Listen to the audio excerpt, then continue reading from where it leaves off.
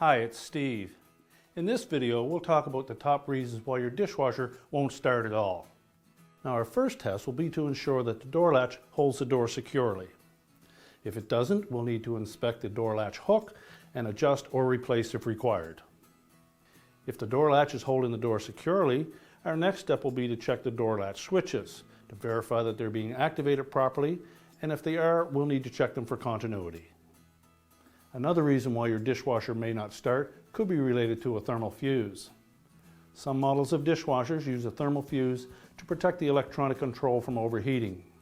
If your dishwasher won't start and has a thermal fuse, you should check it for continuity using a multimeter.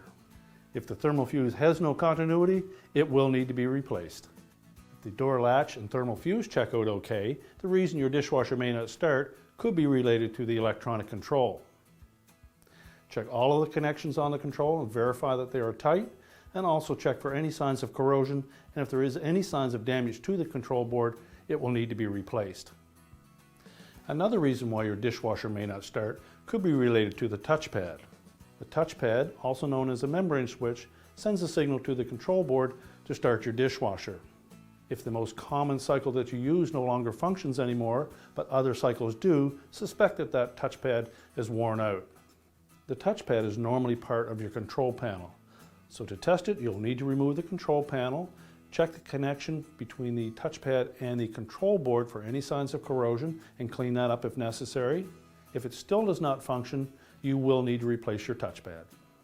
On dishwasher models that use a mechanical selector switch, the switch may cause the dishwasher not to start. First of all, verify that you have not inadvertently depressed two buttons simultaneously.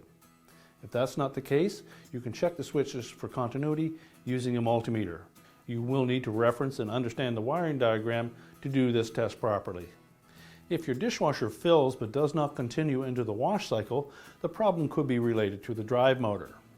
If the motor is making a humming sound, first of all check the impeller area to make sure nothing is impeding the rotation of the motor. If no restriction was found in the impeller area, the motor may be defective and will need to be replaced. If the motor is not making any sound at all, first of all check the connection to the motor. Verify that there is no signs of corrosion and that the connector is fitting on tightly.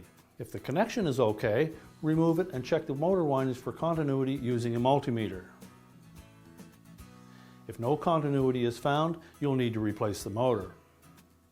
If the motor checks for continuity properly, your next step will be to do a live voltage test, and you may wish to consult a technician to do that repair. Need help with anything else around your home? Search our channel for thousands of helpful videos that will walk you through your home repairs. For more information or the parts needed for these repairs, don't forget to check out partselect.com. Thank you so much for watching, and don't forget to subscribe.